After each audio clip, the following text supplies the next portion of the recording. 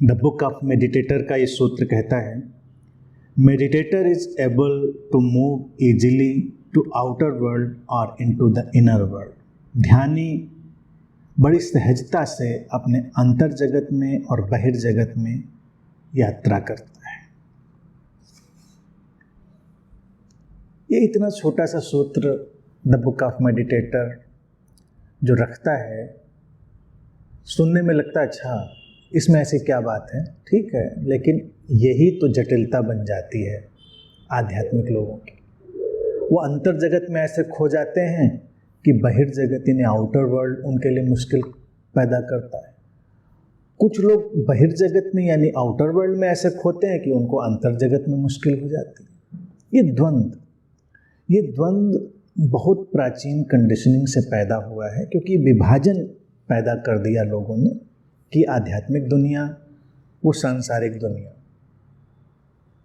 ऐसा कोई विभाजन है नहीं, केवल हमारी समझ, हमारी जागरूकता, हमारी संवेदनशीलता वही हमारे सामान्य जीवन को आध्यात्मिक बना देती है। तो ये सूत्र है वस्तुतः संतुलन का, ये सूत्र है समन्वय का, व्यक्ति के निर्द्वंद्व हो जाने का। क्या अंतर जगत, क्या बहिर्जगत, क्या संसार, क्या अध्यात्म, क्या संसार, क्या निर्वाण, एक ही बात है। हमारी गुणवत्ता बदल गई है तो हम दुविधा में नहीं हैं।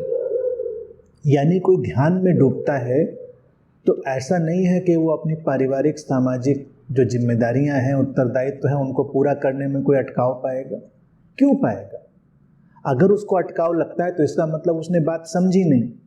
कई लोगों को लगता है हम तो ध्यान ही ध्यान करेंगे, ना नौकरी करेंगे, ना व्यवसाय करेंगे, ना धनोपार्जन करेंगे, हम करेंगे ही नहीं, क्योंकि ध्यान करेंगे और फिर उनको चाहिए होगा पैसा भी, उनको चाहिए होंगे संसाधन भी।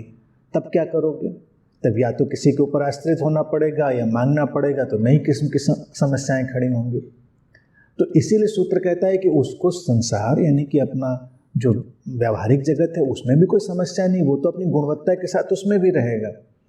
और अगर वो अपने व्यवसाय में है, व्यवहार में है, तो उसको अपने अंतर जगत यानी अपनी ध्यानपूर्णता में, मेडिटेटिवनेस में, उसमें भी कोई अड़चन नहीं है, वो अंतर जगत है। क्या समस्या है? कई बार लोगों को यही तो लगा, अतीत में देखो लोग घर छोड़ के भाग गए, सन्यासी हो गए, उनको लगा नहीं शादी हो गई तो सन्यास हमारा चला जाएगा, अध्यात्म चला जाएगा। क्यों चला जाएगा? क्योंकि वो तो गुणवत्ता है जो तुम्हारे संबंधों में भी आएगी। और अगर तुमने आंतरिक गुणवत्ता को, इनर क्वालिटी को जान लिया है, तो फिर क्या अंदर और क्या बाहर, उसका विभाजन भी खत्म हो गया। जैसे लाओ त्से ताओ ते चिंग में कहते हैं कि ताओ में न कुछ ऊपर है न नीचे है, न अंदर है न बाहर है। यही सच्चाई है। अंदर बाहर केवल एक बताने के लिए, समझाने के लिए प्रयोग की गई भाषा है।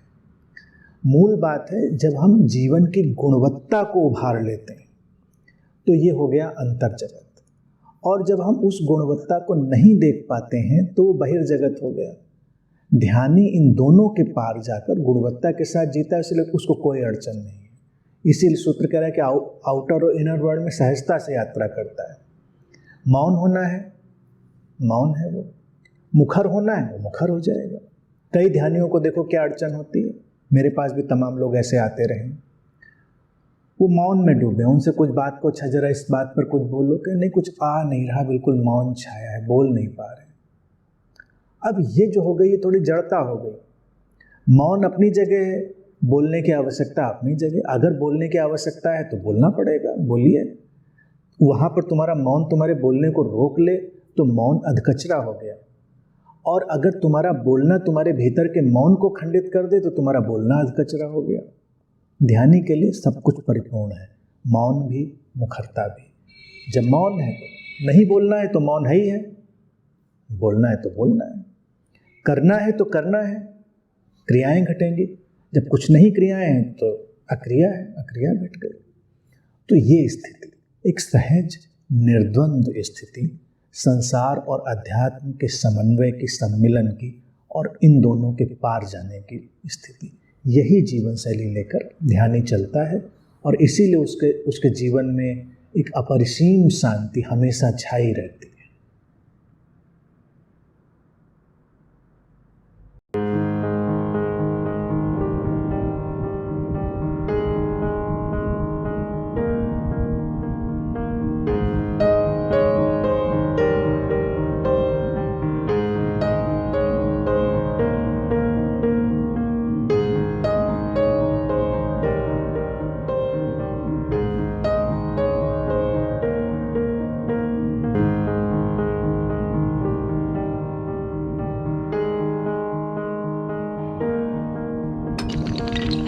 है।